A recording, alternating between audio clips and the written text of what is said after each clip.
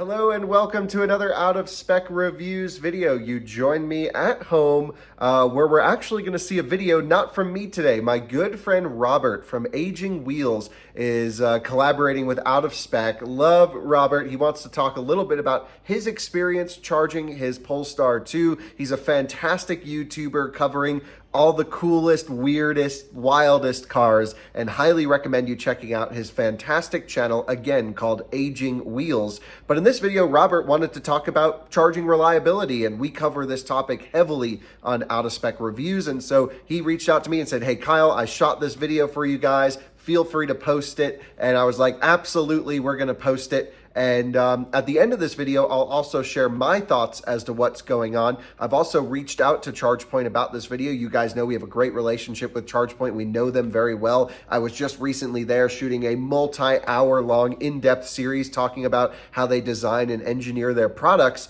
But this video, things are not looking so good. You see, Robert went around to a whole bunch of ChargePoint CPE 250s and found many of them were derated or offline altogether. And what we don't know currently is if that's a fault of ChargePoint or the actual installation, the installer, the manager, the ChargePoint operator of these stations. And in this video, that's essentially what we're going to talk about. So let's take a look at what's going on in Missouri with EV charging. Robert's going to share the full story. And then at the end, I'll share my thoughts as to what's going on because I think they differ from Robert's a little bit. And then of course, I'll share what ChargePoint had to say. Hello, Great Value brand Kyle Connor here. You joined me in my Polestar 2 on the way down to the unfortunately named Pilot Knob, Missouri. It's the real name of a town. To show you a problem with the ChargePoint CPE 250s that are down there that are affecting the entire eastern half of Missouri. And we made it. I lied to you earlier. This charger is actually in Ironton, Missouri, right next to Pilot Knob, but not actually in Pilot Knob. Because you can see my Polestar 2 is currently charging at a reduced rate. Normally out of these chargers you can expect about 80 kilowatts from a 400 volt car like my Polestar here, but right now, and it's labeled in the app as reduced power, I'm getting 29.7 kilowatts. I don't know if you can see that.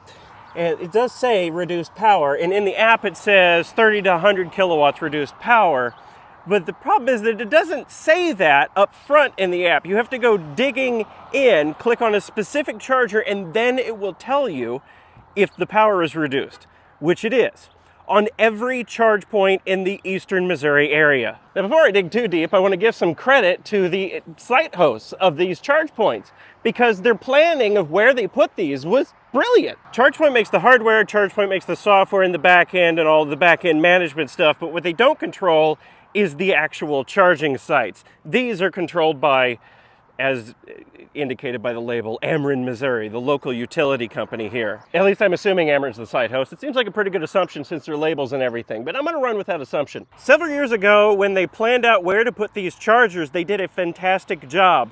There's several around the St. Louis area, St. Peters, Eureka, Festus, Warrenton. There's several farther out. There's one in Bowling Green in this exact configuration, so two CPA 250s and then the little level 2 charger over there. There's one in way up north in Canton, Missouri. There's one down here in Ironton, Missouri. There's one in Jeff City.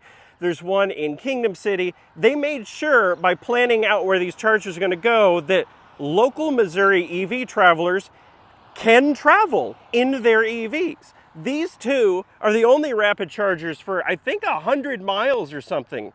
They put these chargers here and they desperately needed to be here. This area has a lot of state parks, campgrounds. Just 4 miles down the road is Elephant Rock State Park. There's also Johnson Shut-ins.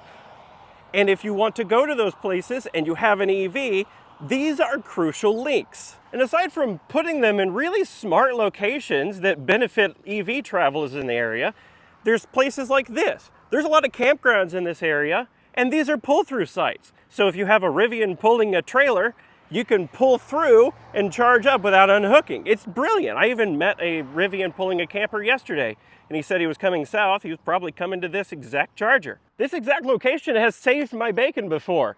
I came down here on a back road cruise in my Polestar, and I wouldn't have been able to do that if it weren't for these chargers, because I rolled up with 5% state of charge. And like I said, they're the only chargers in the whole area. It's been that way for other parts of the state too. The chargers in Bowling Green have provided a crucial link for me, as well as the ones in Warrenton. And just yesterday, I was at Kingdom City and Jefferson City. But that's where the praise ends, because they all have the same issue right now. They're all derated. All of them in the entire eastern Missouri area, with the exception of 2 that I found on the map, one in Kingdom City and one in St. Peters, which is 2 out of a dozen of these sites, are all derated to 30 kilowatts. In the app, if you dig in and click on the individual chargers, it'll say power reduced, and it says that on the charger too. But what it says in the app is 30 to 100 kilowatts, and what it says on the charger is just 125 kilowatts reduced, which is wrong. They're all pulling 30 kilowatts. I've tested 4 of them so far. I can't get more than 30 kilowatts, and it's dead at 30 kilowatts. Why are they derated to 30 kilowatts? There's not a problem with the hardware. This power deration, this reduced power thing, is set by the site host. Again, I think it's Ameren in this case, and they've done it to all of them. Now, for context, it's July 3rd, peak travel season, by the way, so that makes this an extra problem. But it's July 3rd, and it's really hot right now. A couple days ago, it was 105 degrees Fahrenheit. That is 40 degrees Celsius. Today, it's 96 degrees Fahrenheit. My car was just showing 115 degrees because it's sitting there and baking in the sun. It's really hot. So the air conditioners in the area are running at, full capacity for every house in this entire side of the state. So that might be their justification for derating power on these units, to prioritize power for, everyone else in the area. But does that really make sense? There's a good number of these chargers in the area, but there's not that many. Are you going to save that much power by derating this to 30 kilowatts compared to the whole state? Isn't that like trying to save on your energy bill by unplugging a nightlight that you don't even use anyway? These aren't high traffic chargers. They're crucial links. They should never be derated. That's the main thing that concerns me about this, is that the site host, which again I think is Ameren, just flipped a switch and decided to make all of these chargers in the entire half of the state pretty much useless. And these, like I keep saying, they're crucial links for a lot of EV drivers in the area.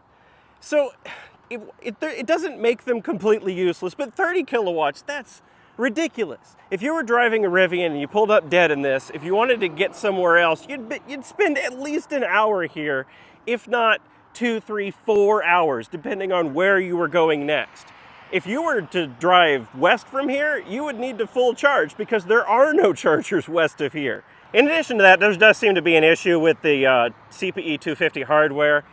They have been rock solid and reliable in this area until about a week ago, when the temperature got up high, and now there's a worryingly large number of them that are offline suddenly. Kingdom City, Festus, Canton, Eureka, those are just the sites off the top of my head that I can name that have at least one of these offline. Thankfully, there don't appear to be any sites with both of the units offline, but having one offline is a problem. 2 days ago, I was stuck in Kingdom City, for about an hour, because I pulled up, and this is a site that's right off I-70. One of the sites was down. The other one was not listed as derated, but it was still derated. I'm guessing because the other stall was down, it couldn't share power with it, and the one that I was charging at, I maxed out at 68 kilowatts. Now, admittedly, 68 kilowatts isn't very far down from the 80 that I would normally get, but again, this one was right off the interstate, and before I could even charge, I had to wait 20 minutes for an Audi e-tron that was in front of me to charge there. And the instant I unplugged, there was a BMW iX that pulled up, and he buttoned front of line in front of a Tesla Model 3 that was there to charge as well. It's just a big problem. You put in these chargers that are a critical link all around the state of Missouri, and then you allow EV drivers to trust them, to rely upon them, and then you just, without notice, turn the power down.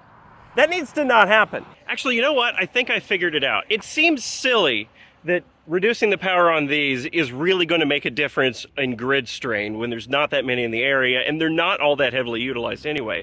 Maybe their goal, I mean, it is a utility company after all, maybe their goal is more long-term.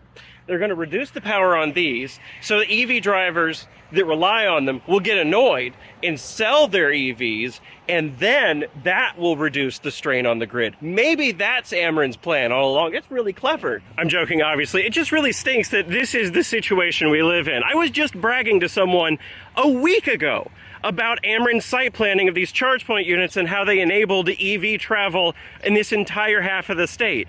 And then a week goes by, and Ameren flips a switch and cripples all of them in the area.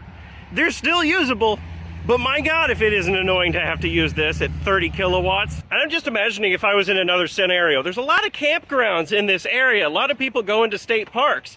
If I drove down here in a Tesla or Rivian pulling a teardrop or some other camper and I was reliant upon this charger, it's July 4th after all. Well, July 4th is tomorrow, but it's the July 4th weekend after all. There's going to be a lot of people doing that. Coming up to this and finding out that it's power reduced without knowing ahead of time would just be infuriating, and I'd probably never try that again. Really, that's it. I just wanted to whine about Ameren turning down the wick on all of these chargers in the entire area. It's already affected me. 2 days ago, I went to Jefferson City for a thing, and to go back home, I needed to charge up. I was at 10 or 15%, somewhere around there. The charger I pulled into, it was 2 of these CPE 250s. I don't think that site was actually managed by Ameren, but it was at reduced power anyway. I was pulling 30 kilowatts, and I sat there for about 20 minutes, just enough to make it to a nearby CPE 250 in Kingdom City that I also don't think is managed by Ameren. And I went there, and that one wasn't reduced power, but one of the sites was down. There was already an e-tron charging. I spent an hour there. And then while I was sitting there waiting for my place in the line, I looked through the ChargePoint app and realized, oh my God, everyone in the area is at limited power right now. How can this be? This needs to not happen. Guys, hopefully you can see just how awesome Robert is. I'm sure plenty of you already watch his Aging Wheels YouTube channel, but he is just one of the all-time legends in the automotive space, and truly great to have him here on Out of Spec for this video, and maybe more to come in the future. We'll see. Definitely he and I are planning some meetups around the Coda electric that I just bought. Some of you know he has some Codas. I also just bought some other cool, weird stuff that he's interested in, so we have some videos to make together very soon. But actually, I reached out to ChargePoint regarding what he was talking about here and have not received a response. And I thought, okay, I reached out on July 4th. It's now a couple days later. Actually reached out on July 3rd. It's now 3 days later. It's the 6th. Haven't heard anything. I figured maybe it was a holiday, but you know, it just seems like maybe they don't want to comment on this, which is fine. But interestingly, Robert did get a response from ChargePoint on Twitter. And he said they found his tweets, and one of the down units that he posted about is back online. However, it's still at reduced power. And interestingly, that station is showing a reduced power because it thinks another car is plugged in to the station next to where he was charging. And so it actually thinks it's splitting power. Now, I have seen that exact issue with CPE 250s up here in Wellington, Colorado, where it says reduced power or split due to sharing, slower due to sharing. And it's a different message than what Robert was talking about. He was saying reduced power is a red thing that pops up. This is now a new message saying the charger thinks it's actually splitting charge between two cars on 2 units. And that is a bug with these for sure, because I've seen it here. I posted about it on Rate Your Charge. Robert's always doing Rate Your Charge tags on Twitter, which is great. I posted about this issue, and then literally an hour later, the stations reset and we were back to full power. But it was sitting like that for a week in split mode without another car there. The problems that I think Robert is experiencing have really a couple different possibilities, and I'm not sure which. The first is hot weather. But we've seen CPE 250s operate in hot weather extensively with no trouble at all. So what would cause all of these chargers to go offline, or at least to be operating at a reduced rate? And to me, I think it must be a software bug. It seems like only one module is spinning up. Again, 30 kilowatts in a CPE 250 would be one power module roughly at operating power. So I'm not sure why the other module isn't spinning up in these units. Again, you can have a total of 4 outputting the power. That's where you get up to the 120 kilowatt max. So very interesting situation there. It could also be that the utility installed them and is derating them on purpose for some reason, whether it has to do with demand charges or something. And that would be a huge problem that, unfortunately, these are ChargePoint units that they sold to the installer here, the utility. And if they're just derating power arbitrarily, well, that would be a massive problem. And that would really show they don't understand the EV driver base. More importantly here, the problem is no matter the cause of the derate, no matter the cause of all of these chargers operating slowly, someone is missing out here, missing something. The fact that Robert was able to make this video, we reached out to ChargePoint, we still don't know why things are slow, shows that somewhere in this chain, there are multiple people who do not understand or value the EV driver needs. EV drivers need to get to a fast charger. They need to charge reliably and at the expected rate. And that is not what's happening here. The warning messages are not all in the correct places, especially on the screen showing that they're operating reduced. The answer as to why they're reduced, which EV drivers, a lot of them are very technical. We understand these things. Those of you watching this channel, we want to know what the issues are. And we want to know expected timelines as to when they'll get fixed. And if you don't have a timeline, tell us you don't have a timeline. Like, communication here is totally lacking on the part of mostly the utility because they own and operate these chargers. It's their responsibility to tell the story of these chargers, and they have not said a thing, at least at the time of this recording. So there you go. Thanks to Robert for doing a video for Out of Spec Reviews. Can't thank you enough. This was epic to have you on the channel. Let's hope these chargers get fixed soon. At least it seems that ChargePoint is aware of the issues now based off of their communications with Robert on Twitter. And Rate Your Charge, again, coming in clutch. That's what's getting these things sparked. If you get to a DC fast charging station, make sure to tag Rate Your Charge on Twitter with a quick video of your experience there. Looks like we got some lawn work going on or something that's going on over my shoulder here. Got to check out and see what's going on there. But I'll see you on another video soon. Thanks so much for watching. Bye-bye.